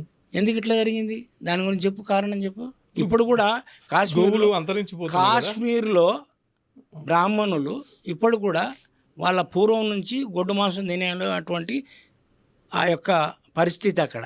ఉమ్, ఇప్పుడు బ్రాహ్మణులు ఇక్కడ మన బెంగాల్లో చేపలు తింటారు, అది నీస్ కౌసే కదా, అది కూడా గొడ్డు మాంసం కూడా నీస్ కౌసే కదా. మరి అప్పుడు తిన్నప్పుడు ఇప్పుడు తింటున్నప్పుడు లేనిది మాలమాది వాళ్ళకే వస్తుంది అంటారా అంతను? ఉమ్. బ్రాహ్మణులు నిజంగా గుడ్డు మాంసం తిన్నారా? అదే చరిత్ర చదవకుండా మీటింగ్లు పెట్టకీడ ఉమ్. నువ్వు అనుకో ఫస్ట్. వాళ్ళు నేను చాలా ఇంటర్వ్యూలలో అడిగితే మాకు అసలు అటువంటి సంబంధమే లేదంటారు. అప్పటికి ఇప్పటికి సనాతన ధర్మం పెరిగిందా తగ్గిందా? ఇప్పుడు పెరుగుతుంది, ఇప్పుడు ఇంకా పెరుగుతుందా? పెరిగిపిస్తుర్రు. పెరగడం అంటే పెరగడం అంటే ఇది పెరిగిపిస్తుంది, పెరగడం ఎరగడం కొరకు అన్నట్టుగా తయారవుతుంది. మరి ఎట్లా దీన్ని బ్యాలెన్స్గా ఉండాలండి. ఇప్పుడు ఏదైనా పెరిగిందనుకో, ఉప్పెన పెరిగితే ఏమవుతుంది? కొట్టుకుపోతారు. భూకంపం పెరిగితే ఏమవుతుంది? సమాధి అయిపోతారు. అట్లనే దేనిదైనా కూడా అది ఈక్వల్గా ఉండాలి. ఇప్పుడు మీరు ఇట్లా మాట్లాడుతుంటారు కదా, రాజ్యం వాళ్ళ చేతిలో ఉంది, అగ్రకులాల చేతిలో రాజ్యం ఉన్నది. మీ మీద ఏం దాడులు, మీ మీద ఏం నిర్బంధం ఏం జరగలేదా? బ్రదర్, అవి ఎవరు చేస్తారంటే సత్యాన్ని ఒప్పుకోనటువంటి వాళ్ళు చేస్తూ ఉంటారు. ఇప్పుడు నేను అన్నది వాళ్ళు తప్పనమని చెప్పమను. నేనేమంటున్నానంటే బుద్ధుడు చెప్పినటువంటి యొక్క పద్ధతులు అయితే ప్రపంచంలో ఇప్పుడు ఉన్నటువంటి దేశాలలో సైంటిఫిక్గా బాగా అభివృద్ధి చెందిన దేశాలన్నీ బౌద్ధాన్ని పాటిస్తున్నటువంటి దేశాలు. నువ్వు థాయిలాండ్ తీసుకో, లేకుంటే మన చైనా తీసుకో, శ్రీలంక తీసుకో, ఇటువంటి తూర్పు దేశాలన్నీ కూడా బౌద్ధాన్ని ఆచరించడం వల్ల, వాళ్ళు సైంటిఫిక్ ఆలోచించడం వల్ల వాళ్ళు ఎంతో పురోగతిని చిన్న చిన్న వాటిని కూడా వాళ్ళు తయారు చేసి మనకు అమ్ముతూ ఉన్నారు. మీరు సెల్ ఫోన్ల కాడికి వెళ్ళి తీసుకోండి. ఇప్పుడు ఏ వచ్చింది, ఎవరు చేశారు? చైనా వాడు తయారు చేస్తారు. మనం ఎందుకు చేస్తలేము? మనం ఏం తయారు చేస్తున్నాము? ఈ విద్వేషాలన్నీ, ఈ మన అంతర్గత యుద్ధాలని మన భారతదేశానికి ఒక సాంప్రదాయం ఉంటుంది, ఒక పవిత్రత ఉంటుంది. మన కట్టులు, మన మీరు అంటున్నాండి పవిత్రత అంటే ఏంటిది అసలు? మనిషిని చూడకుండా నువ్వు ఎక్కువ నేను తక్కువ అనేది పవిత్రమా? పవిత్రమా అది? అంటే మన కట్టులో, మన సంస్కృతిలో, మన అదే సార్, మన సంస్కృతిలో ఎక్కువ తక్కువ అనేది ఉండడం సంస్కృతి. అలా ఉండాలి, అది మంచిదా? ఇంత ముందుకు ఉండనేమో, అంటే ఇప్పుడు జర తగ్గింది కదా. ఇప్పుడు తగ్గిందంటారంటే ఎందరో మహానుభావుల కృషి వల్ల, ఒక బుద్ధుడు, ఒక బసవేశ్వరుడు, ఒక పూలే, ఒక పెరియార్, ఒక నారాయణ గురు, ఈ మహానుభావులు ఎందరో మహానుభావులు చేస్తున్న పోరాటాల వల్ల వాళ్ళ కృషి ఫలితంగా తగ్గుతూ వస్తుందండి. ఇప్పుడు తగ్గుతూ వస్తున్న దాన్ని సహించలేకపోతారు అనేది అంటున్నాను నేను. అంబేద్కర్ని ఆచరిస్తారా మీరు? ఖచ్చితంగా. రాజ్యాంగాన్ని నమ్ముతారా? నమ్ముతాను. రాజ్యాంగం కోసమే, రాజ్యాంగం రక్షణ కలగాలనే. మీకు సింపుల్ ఎగ్జాంపుల్ చెప్తా. మొన్న బైరి నరేష్ గారు అయ్యా అప్ప ఇది ఎట్లా అని చెప్పేసి ఒక క్వశ్చన్ చేస్తే అదే రాజ్యాంగం ఆయనను జైలు పాలు చేసింది. ఇప్పుడు ఈ రాజ్యాంగం ఎవరి పక్షాన ఉన్నట్టు? ఒక మాట వింటరా, నీకు నచ్చని దాన్ని నువ్వు నచ్చని పద్ధతులు చెప్పకూడదు. ఇప్పుడు అయ్యప్ప ఎట్లా పుట్టిండు అని గద్దలో ఒక పాట రాసిండు. ఏమని? మనిషి మన మొగోడు కలుసుకుంటే ఎట్లా పుట్టినావు అయ్యప్ప అంటని అన్నాడు. ఆయన ఏమని లేదు. ఎందుకంటే కొంచెం పాలిష్గా చెప్పిండు. చెప్పుతో కొట్టాలి, కానీ దాన్ని శాలువలో జుట్టు కొట్టమన్నారు. వాళ్ళే అన్నారు మనవాదులు, మనవాళ్ళే. చెప్పుతో కొట్టినట్టు తెలియదు, కానీ ఒక దెబ్బ తిన్నోడు తెలవాలి, చెప్పుతో కొట్టారు. లోకానికి ఏం తెలవాలంటే ఆయన శాలువతో కొట్టిండు అన్నట్టుగా. అట్లా బైరి నరేష్ అనే వ్యక్తి నువ్వు చెప్పేటప్పుడు అది ఇలాగ చేస్తే ఇది కరెక్ట్ అన్నట్టుగా ప్రజలకు అర్థం చేసుకునేలాగా చెప్పాలి. దాన్ని రెచ్చగొట్టే ధోరణులు చెప్పకూడదు కదండి. ఇప్పుడు నేనేమంటున్నానంటే బ్రాహ్మణులందరూ చెడ్డోళ్ళు గారు, బ్రాహ్మణులలో కూడా ఉత్తమైనటువంటి వాడు ఒక బసవేశ్వరుడు ఉన్నాడు. ఇక్కడ మీకు మొన్నటి వరకు మన ఐఏఎస్ అధికారి ఉన్న ఎస్ఆర్ శంకర్ అని ఉన్నాడు. అట్లాగే చాలామంది ఉత్తములు బాబాసాహెబ్ అంబేద్కర్ని ఒక మహారాజు మన షాయిజీరావు దగ్గర తీసుకెళ్ళి చదివించినటువంటి కేలుస్కర్ మహాపండితులు ఒక బ్రాహ్మణుడు. వాళ్ళని జనవాదులు అనాలండి. మాలమాదిగోళ్ళల్లో కూడా దేశాన్ని నమ్ముకుంటోళ్ళు లేకుంటే దేశ ద్రోహులు, జాతి ద్రోహులు, వాళ్ళు మనువాదులు. అందులో మంచోళ్ళు ఉంటారు, ఇందులో మంచి, ఇందులో చెడ్డోళ్ళు. చెడ్డని చెడ్డ అనకూడదా చెప్పండి మీరు. చెడ్డ మరి గదే అంటున్నాం మనం. చెడ్డని చెడ్డ అనకుండా. కానీ యువతలో దాన్ని మంచి అంటున్నారు. ఎవరు? మెజారిటీ పీపుల్స్ దాన్నే మంచి అంటున్నారు. అది మూర్ఖత్వం అంటున్నాను నేను. మెజారిటీ పీపుల్స్ మూర్ఖత్వమా? మూఢనమ్మకాలు మంచివా చెప్పండి, మంచివా చెప్పండి. కాదు కానీ నమ్మకాలు మంచివి. మూఢనమ్మకం అంటున్నండి. మూఢనమ్మకాలు మంచివి కాదు, దాంతో పాటు నమ్మకాలు మంచివి. నమ్మకాలు, మంచి నమ్మకాలు ఉంటాయి, మూఢనమ్మకాలు ఉంటాయి సార్. మంచి నమ్మకాలని ఎవడు కాదన్నాడు, మూఢంగా నమ్ముతున్నావు. ఏమంటానంటే ఉదాహరణకి ఒక ఇన్సిడెంట్ సంగతి చెప్తాను. ఒక సినిమా వచ్చింది నిన్ననే, 23 అని సినిమా వచ్చింది. అది కారంచేడు, నీరుకొండ ఇవన్నిటి జరిగినటువంటి మన చిలకలూరిపేట బస్ దహనానికి సంబంధించిన అన్నిటిని కలిపి ఒక సినిమా తీశారు. అద్భుతంగా ఉంది ఆ సినిమా. దాంట్లో ఈ అమ్మాయి, ఒక రెల్లి అమ్మాయి, ఒక మాలోళ్ళ పిల్లగాని ప్రేమించడం వల్లే వీడు ఇట్లా జైలు పాలయ్యాడు. ఇది వచ్చినప్పటి నుంచి దరిద్రం చుట్టుకుంది అనుకో. మా బోయి భీమన్న ఏమన్నాడంటే మహాకవి, కులం తెలవకుండా కనొచ్చు, కూర తెలవకుండా తినొచ్చు అని. గొడ్డు మాంసం తీసుకో సన్న ఖైమ కొట్టేసి ఏట మాంసం అని పెడితే నువ్వు తింటావా లేదా? తింటాం. ఇది ఏట మాంసం అని చెప్తున్నా, కానీ నేను మొత్తం అంత ఖైమ కొట్టుకొని తీసుకొచ్చి గొడ్డు మాంసం అంటే. ఆ కూర తెలియనప్పుడు తినవచ్చు, కులం తెలియకుండా. మనిషిలకే పుడతారు సార్, కుక్కలకు నక్కలకు పుట్టరు కదా. ఆ అమ్మాయి ఏదో రెల్లి కులానికి సంబంధించినటువంటి అమ్మాయి మాలోడు చేసుకుంటే ఈ అన్యాయం జరిగింది. ఇట్లాగా మూఢనమ్మకాలు ఉండొద్దు అనేది సైంటిఫిక్ టెంపర్. దాన్ని బుద్ధుడు బోధించాడు, దాన్ని శివుడు బోధించాడు. శివుడు మా దేవుడు, ఆదిదేవుడు. మనం ఏమంటాం అందరము? శివుణ్ణి ఆదిదేవుడు అంటాం. సెకండ్ థర్డ్ టైం వచ్చిన దేవుళ్ళు అందరూ మాకు అన్యాయం చేసినారు. ఇప్పుడు శివుని అవతారాలని చెప్తారు కదా, రాముడు, కృష్ణుడు, వీళ్ళంతా అవతారాలు మార్చే ఇట్లా వచ్చిర్రు అని చెప్తారు కదా. శివుడు అవతారం అని ఎవరన్నారు?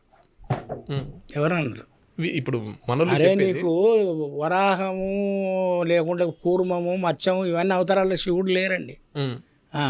అలా రాముడు ఉన్నాడు, కృష్ణుడు ఉన్నాడు, శివుడు లేడండి.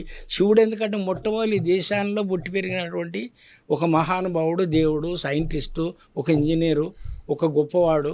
స్త్రీలకు సగభాగం తనలో సగమైనటువంటి హక్కులు ఇచ్చినటువంటి వాడు, సమానాన్ని చూసినటువంటి వాడు శివుడు. సో మీరు శివుని కొలుస్తారు? శివుడు మా దేవుడు. ఓకే, మరి మీ దేవుడు శివుని లెక్కనే వాళ్ళు రాముని కొలుస్తున్నారు.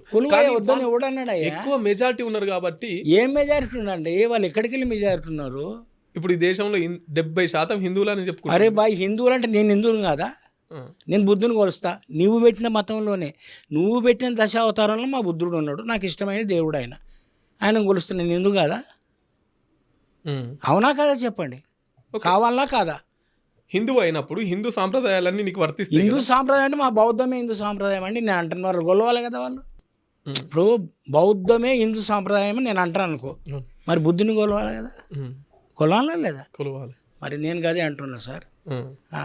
మా బసవేశ్వరుని కొలవాలి. ఆయన ఒక బ్రాహ్మణుడు అయ్యుండి ఈ కులాలు పెట్టినంత దుర్మార్గము, దాన్ని తీసేయాలని చెప్పి అందరిని ఒకటే చేసి జంధ్యం వేసి దాంట్లో ఒక శివలింగం పెట్టి అందరిని ఈక్వల్ చేసిండు. మరి ఆయన కొలవాలి కదా బాపనాయన. ఆయన బ్రాహ్మణుడు అయినా కూడా ఆయన ఒక అంటరాని అబ్బాయి. శివునికి పూజలు చేసేది కూడా బ్రాహ్మణులే కదా. ఎవరు శివునికి పూజలు చేసేది? సార్ వాళ్ళకి లాభం ఎక్కడ ఉంటే అక్కడ ఏ దానం కంటే చేస్తారు. మరి శివుని మీ దేవుడు అయినప్పుడు మీరెందుకు పూజలు చేయట్లేదు? మామూలు ఏనిస్తలేరు కదా, మా వాళ్ళు చేస్తారు. మేమంతా శివుడు గురించి మీకు ఒక విషయం తెలుసా? నారాయణ గురు గురించి, కేరళలో పుట్టిన నారాయణ గురించి. ఆయన మీ గుళ్ళోకి, మీ అనంత పద్మనాభ స్వామి దేవాలయం, పొడుగు బొట్టు దేవాలయంలోకి రాకపోతే మా నారాయణ గురు అడ్డుబొట్టు పెట్టినటువంటి శివుని తయారు చేసి ఈయన మన దేవుడు అని చెప్పి బ్రహ్మాండమైనటువంటి ప్రపంచంలోనే ఒక నెత్తురు చుక్క కింద పడకుండా సకలాన్ని మార్పు చేసిన వాడు నారాయణ గురు. భారతదేశంలో 100% ఎడ్యుకేషన్గా ఉన్నటువంటి రాష్ట్రం ఏంటంటే కేరళ. అటువంటి కేరళని మార్చినటువంటి వాడు నారాయణ గురు. శైవ మతాన్ని ఆయన అడ్డబుట్టి పెట్టుకుని బ్రహ్మాండంగా ఆ యొక్క తన జాతిని మార్చుకున్నాడు. మోసంతో, మాయావాదంతో మార్చలేదు. మీరు ఇన్ని ఏళ్ళ నుంచి పోరాటాలు చేస్తున్నారు కదా, ఇన్ని ప్రభుత్వాలు మారినాయి కదా, ఈ విషయాన్ని ఏమైనా ప్రభుత్వం దృష్టికి తీసుకెళ్ళి అయ్యా ఇది మార్పు జరగాలని చెప్పేసి ఏమైనా అప్పీల్ చేసినారా? ఎందుకు చేయాలి సార్? ఇప్పుడు ప్రభుత్వాలు మార్పు అసలు వాళ్ళకంటే ముందుగల ఈ అమ్ముడు పోయే జాతి, ఈ కళ్ళకు సారకు బిర్యాకు బీరుకు అమ్ముడు పోయే జాతిగా తయారు చేస్తారు కదా, వీళ్ళని అనాలి. మాకు ఎవరి మీద ద్వేషం ఎందుకంటే అసలు ఈ నా కొడుకులు అనాలి. కాళోజీ నారాయణరావు ఏమన్నాడు, నీకు ద్రోహం చేసేవాడు పరాయి వాడైతే అని సరిహద్దుల వరకు తరమన్నాడు, ద్రోహం చేసేవాడే నీ వాడైతే అని అక్కడ బొంద తీసి పాత పెట్టమన్నాడు. వీళ్ళని బాచి పెట్టాలి, ఈ నా కొడుకులను అమ్ముడు పోయేటోళ్ళని, ఈ జాతిని అమ్ముకుంటోళ్ళని, వీళ్ళని మనం తిట్టాలి. వీళ్ళని అసలు కాస్త సిగ్గుపడదామని అంటే ఈ మా వాళ్ళ గురించి సిగ్గుపడాలి. మీరు కులం నిర్మూలన కావాలనుకుంటున్నారా, మీ కులం ఆధిపత్యంగా కుల నిర్మూలన కావాలి. ఒక మాట ఇక్కడ ఒకే దేశం ఉండాలి. మా మోడీ గారు చెప్తున్న మాట ఒకే దేశం, ఒకే రాజ్యాంగం, ఒకే జిఎస్టీ, ఒకే ఎన్నిక, ఒకే కులం ఉండాలని ఎందుకంటలేడు? నిజంగా ఈ భారతదేశం ఐక్యంగా ఉండాలి, బ్రహ్మాండంగా ఈ దేశం ఇంకా అన్ని దేశాల మీద ఆధిపత్యం చేయాలని ఒకటే కులం పెడితే బాపనన్న పెట్టు, పెడితే పాకోడన్న పెట్టు, ఏదో ఒక కులం పెట్టు. గొప్ప గొప్ప నాయకుడు నువ్వు. ఏదైనా ఇప్పుడు 370 ఆర్టికల్ మార్చిన అంటే ఒక్కటే కులం పెడితే ఈ దళితులు ఏమన్నా బాగుపడే అవకాశాలు ఉంటాయి? ఖచ్చితంగా బాగుపడతాయి. దళితులు కాదండి, దేశం బాగుపడుతుంది. ఫర్ ఎగ్జాంపుల్ చెప్తా, దేశం బాగుపడుతుంది మిత్రులారా. స్వాతంత్రం వచ్చి 70 సంవత్సరాలు దాటిపోతుంది. తెలంగాణ వచ్చి 10 ఏళ్ళు దాటిపోతుంది. ఏమన్నా బాగుపడ్డాయా తెలంగాణ రాష్ట్రం? ఎందుకు బాగుపడలే? బాగు అంటానంటే నీ దృష్టిలో ఏంటిది? ఒకసారి చెట్టు మొక్క పెట్టగానే పెద్ద చెట్టు అయిపోయి ఫలాలు ఇవ్వాలి. ఇప్పటికీ తెలంగాణలో 1 కోటి మందికి ఇండ్లు లేవు. 1 కోటి మందికి బీఆర్ఎస్ వచ్చినాకనే ఇండ్లు లేవా? అంత ముందుకు నేను అదే ఇప్పుడు సార్ అన్ని పాలక వర్గాలు ఇచ్చినట్టు చెయ్యాలి, ఇయ్యొద్దు, ఇస్తే వాడు చేతులు ఆగడు. చంపినట్టు చెయ్యాలి, చంపొద్దు, చంపితే ఓట్లు వేసేటోడు ఉండడు. అందరు కూడా ఏంటంటారంటే చిన్నది చచ్చిపోయే బర్రెని ఇస్తారు. ఇన్ని బర్రెలు ఇచ్చినా తాటికాంత అక్షరం పేపర్లు వస్తుంది. ఆ పేపర్లు వచ్చిన తెల్లారే బర్రె చచ్చిపోతుంది, మళ్ళాడు బిచ్చగాడే. అంటే నా ఉద్దేశం ఏంటంటే అన్నీ ఇచ్చినట్టే ఉండాలి, కానీ ఏది ఇవ్వద్దు, వీళ్ళు బాగుపడవద్దు, వీళ్ళు ఎప్పుడు మా అనగారిన పద్ధతులలో ఉంటేనే మా ఆధిపత్యం ఉంటుంది అనేటువంటి దుర్మార్గమైన దాన్ని మనుధర్మం అంటున్నా. ఇప్పుడు మీరేమో ప్రజలంతా సమానంగా ఉండాలని చెప్పేసి మీరు మాట్లాడుతున్నారు కదా, కానీ అంటే ఇప్పుడు కొంతమంది ఈ కులానికి సంబంధించి తర్వాత మేము దళితులం అని చెప్పుకుంటున్న వాళ్ళే సమానంగా ఉండరు. ఇప్పుడు మీరు ఒక దారి, మనకృష్ణది ఒక దారి, ఇంత ముందుకున్న గద్దర్ది ఒక దారి, ఇట్లా ఎవరి దారి వాళ్ళే పోరాటం ఎట్లా మీరు ఫలిస్తుంది? అందరు ఒక తాటి మీదకి వచ్చి పోరాటం చేస్తే కదా, ఎందుకు మీరు ఎవరి దారి వాళ్ళదే చూసుకుంటారు? ఎందుకు మీరు హిందూ మతాన్ని ప్రకటిస్తున్నా అంటే అడుగుతున్నాను. ఎప్పుడన్నా అక్కడ మత్స్యావతారం ఉంది, కూర్మ అవతారం ఉంది, నృసింహస్వామి అవతారం, పరశురామ అవతారం ఉంది, అన్నీ ఉండగా దాన్ని ఎందుకు పాటిస్తున్నా అడుగుతలేవు ఎందుకు? నువ్వు నన్ను అడిగినావు కదా, మందకృష్ణుడు, ఎక్స్నుడు, వై జెడ్ ఉన్నాడు, ఏం ఉండకూడదా? వీళ్ళంతా బ్రాహ్మణులు 1000 పార్టీలు పెట్టుకోవచ్చు, 1000 జనతా పార్టీ ఒకరు పెట్టవచ్చు, వాళ్ళు బీజేపీ పెట్టవచ్చు, వాళ్ళు కామ్యూనిస్ట్, అందరు పాపనోళ్ళే హెడ్లు. వాళ్ళు ఉండొచ్చు కానీ మిగతా వీళ్ళు ఉండొద్దా? ఉండొచ్చు, కానీ అందరు ఒక దగ్గర నుండి పోరాటం చేస్తే ఎందుకు ఉండాలండి? అందరూ ఎవరు వాళ్ళ ఉంటే, ఎవరు కరెక్ట్ ఉంటే వాళ్ళ దిక్కుపోతారు ప్రజలు.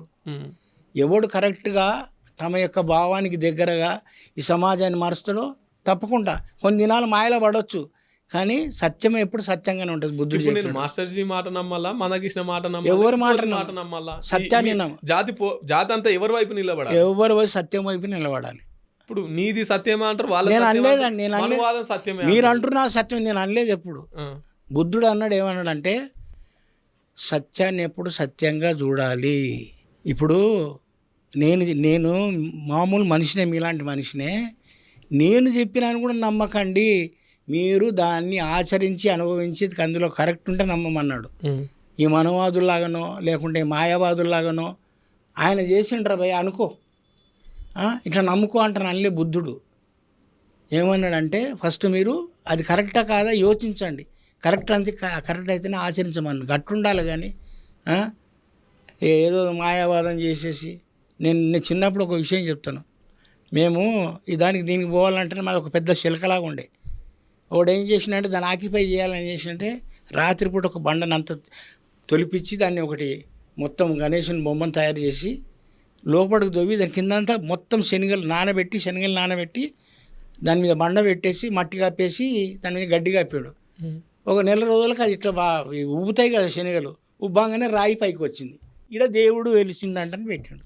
అది పెద్దగా బ్రహ్మాండమైన గుడి అయింది, ఆడ గుడిగినమైంది, ఆ శిలక అంది అయిపోయింది. ఇది మాయావాదం కదా, మోసం కదా. ఓకే, మీరు ఇప్పుడు కులం నిర్మూలన కావాలంటే మీరు ఇచ్చే సజెషన్స్ ఏంటి? అంతర్గత వివాహాలు జరగాలి. ఎవడు కులపోని వాడే చేసుకుంటే ఎట్లా కులం పోతుంది? మనం అంటున్నాం అంబేద్కర్ వాదులం మేము. మాలోనే చేసుకుంటే మాది కూడా మాది చేసుకుని ఎడికి వెళ్ళిపోతుంది కులం. అసలు ఫస్ట్ కులం మారాలని నువ్వు మారినవా? నువ్వు మారాలి కదా, నువ్వు ఆదర్శంగా మారాలి కదా. మారినాక నీ వేరుని అడగడానికి హక్కు ఉంటుంది. అట్లా చేయమంటున్నాం మనం. అంటే ఆదర్శ వివాహాల వల్ల ఈ దేశంలో ఆదర్శం కాదండి, కుల నిర్మూలన వివాహం. ఆదర్శం అంటే ఆదర్శం వివాహం చేసుకోవాలి, పిల్లని కొట్టాలి. ఇది ఆదర్శ వివాహమా? ఆదర్శ వివాహం చేసుకోవాలి, దాని విడాకులు ఇవ్వాలి. ఇది ఆదర్శ వివాహం కాదు, ఆచరణాత్మక వివాహం. ఆచరణాత్మక వివాహాలు జరగాలి. అది కూడా ఎట్లా ఉండాలంటేనంటే బాబాసాహెబ్ నిజమైన నివాళి ఏదైనా ఉంటే ఎనిహిలేషన్ ఆఫ్ ది క్యాస్ట్. కులాన్ని నీ కులంలో నువ్వు చేసుకోకరా, అది సైంటిఫిక్గా మంచిది. ఈ రోగాలు రోజులు వచ్చేవాడు కళ్ళుగా వంకర పూసులు ఉంటాయి, పళ్ళు పాస్ కారుతుంటుంది, షోలలో తూట్లు పడతాయి. ఎందుకంటేనంటే స్వయంగా నీ యొక్క సొంత కులానికి సంబంధించిన సొంత దీనికి సంబంధించిన చేసుకుంటే ఈ రోగాలు వస్తాయి. నీకు మంచి ఆరోగ్యవంతమైన సంతానం కలగాలంటే నీకున్న నీ మూలాల నుంచి కాకుండా ఇతర మూలాల నుంచి చేసుకుంటే సంబంధమైన ఇదవుతుంది. ఇది మీరే పరిశోధన చేసిరా? అవును, నేను చేసుకున్న పెళ్ళి అట్లా నా వల్ల చేసిన చాలా మందికి. ఓకే, కమ్యూనిస్టులకి అంబేద్కరిస్టులకి మధ్య వచ్చిన పంచాయతీ వచ్చినావు నువ్వు అంటున్నావు. పంచాయతీ ఏం లేదు. ఇప్పుడు ఇద్దరు వాళ్ళు విప్లవం వస్తే ఇదంతా అన్ని మొత్తం సాధ్యమైపోతాయి అంటున్నారు కదా. విప్లవం జీ రాసుకున్న రాదని నేను చెప్తున్నా. జీ నేలకు రాసుకున్నా రాదు. ఎట్లా ఈ కమ్యూనిస్టులు అంటిలాంటి కులాన్ని గుర్తించి అంబేద్కర్ని కూడా మా నాయకుడు అని అనుకున్నప్పుడు మాత్రమే సాధ్యమవుతుంది విప్లవం. అంబేద్కర్ విప్లవానికి వ్యతిరేకం కదా. ఎవరు చెప్పారు? ఎడ చదువుకున్నాను ఇప్పుడు అందుకే కదా ఆపరేషన్ విప్లవం అంటే అసలు నీ దృష్టిలో ఏంటి? నక్సలైట్లను అందరినీ రాజ్యాంగ ప్రకారంగానే విప్లవం అంటేనంటే కాంగ్రెస్ వాళ్ళు అన్నారు మేము సస్య విప్లవం తెచ్చినా అన్నారు. ఏది కూడు దొరకనప్పుడు జగజీవన్ రాము మన ఏంటి ఫుడ్ కార్పొరేషన్కు అంటేనంటే ఆహార శాఖ మార్చులు అయిన తర్వాత బ్రహ్మాండంగా పంటలు పండించేసి గోడౌన్లన్నీ కట్టించేసి నిలువంగా బ్రహ్మాండంగా మిగిలినది ఇతర దేశాలకు ఇచ్చినప్పుడు ఏమన్నా సస్య విప్లవం తెచ్చినాను. విప్లవం అంటే నీ ఉద్దేశం లేదు సంపుడు పెట్టుడా, ఒక మార్పు బ్రదర్. ఇప్పుడున్న స్థితి కంటే ఉన్నతమైన స్థితికి ఎదగడానికి సంబంధించిన పరిణామాన్ని విప్లవం అంటారు. అట్లా బాబాసాహెబ్ అంబేద్కరు ఈ భారతదేశాన్ని ఒక దార్శనికుడుగా కులరహితమైనటువంటిది శాంతియుతమైనటువంటిది బుద్ధుడి యొక్క మార్గంలో నడిచే భారతదేశం కావాలని కలలుగా అన్నాడు. మీకు ప్రియాంబులు చదివితే అర్థమవుతుంది కదా. ఓకే, చివరిగా మా బీఆర్కే న్యూస్ ప్రేక్షకులు కావచ్చు, సమాజాన్ని కావచ్చు, ఏం చెప్పాలనుకుంటున్నాను? బ్రదర్, నేనేమంటానంటే మనిషిని ఇంకో మనిషి నువ్వు తక్కువడో, నువ్వు దూరంగా ఉండో, నీకేం చేత కాదు అనకూడదు. ఏ పుట్టలో ఏ పాము ఉందో తెలియదు. అందుకే మా పుట్టలకి వెళ్ళిందే అంబేద్కరు. భారతదేశమే కాదు ప్రపంచ దేశాలలో ఆయన మేధావిని నిర్ణయించి ఆయన పుట్టినరోజును జ్ఞాన దినోత్సవంగా జరుపుకున్నారు. ఒకప్పుడు కటింగ్ చేయమని పోతే రే నీకు చేయడం కాదురా నువ్వు అంటారా, నా కొడుక బయటికి పోంటారని మేము గొర్రెలకు చేస్తాం నీకు చేయమన్నారు. అటువంటి మహానుభావుడు ప్రపంచంలో ఉన్నటువంటి Rousseau, Spartacus, x, y, z, Gandhi కంటే కూడా నంబర్ 1గా నిలబడ్డాడు. ప్రపంచంలోనే ఆ జ్ఞాన దినోత్సవం జరుపుకునేటువంటి స్థాయికి వెళ్ళాడు. అట్లా నేనేమంటున్నానంటే మనిషిని తక్కువ అంచనా వేయకండి. ఏ వస్తువునైనా కూడా గడ్డి పరకు కూడా రేపు పనికి రావచ్చు. గడ్డి పోసలన్నీ కొని గజమును బంధించవని అనలేదా? అట్లనే ప్రతి వస్తువులో కూడా మనం పాజిటివ్ చూడాలి, ప్రతి మనిషిలో కూడా ఒక మానవత్వాన్ని చూడాలి. నా ఈ సందేశం అని కాదు, నేను చెప్పే సందేశం చెప్పేంత స్థాయి కాదని. నేనేమంటానంటే ఓ ప్రియమైన భారతీయులారా, మీరు ఈ కులాలని ఈ మతాలను అడ్డం పెట్టుకొని ఒకటి ఈ దేశంలో అంతర్యుద్ధాన్ని సృష్టించే ప్రమాదం దిక్కు వెళ్ళకండి. శాంతియుతమైన, సుఖవంతమైన, దుఃఖరహితమైనటువంటి సమాజం కోసం ఏ దాంట్లో ఏ మంచి ఉంటే అది తీసుకుందాం. అది ఇస్లాం కానీ, లేకపోతే అది క్రైస్తవం కానీ, అది సిక్కు మతం కానీ, అది పారసీ కానీ, మంచిని తీసుకుందాం. వాళ్ళకి తీసుకుని నువ్వు మంచిని నేర్పమంటని అంటున్నా. ఆ దిశగా వెళ్ళమనేసి ఈ బీఆర్కే న్యూస్ సందర్భంగా నాకు ఇచ్చిన అవకాశాన్ని తీసుకొని వాళ్ళకి రిక్వెస్ట్ చేస్తున్నా. ధన్యవాదాలు. ఓకే, థ్యాంక్ యూ అన్న, మీ విలువైన సమయాన్ని మా కోసం కేటాయించినందుకు. సో చూసిరు కదండి, ఇది ఇవాళ స్పెషల్ పాడ్కాస్ట్. చూస్తూనే ఉండండి బీఆర్కే న్యూస్, ఇది తెలుగుడి సత్తా. Thank you.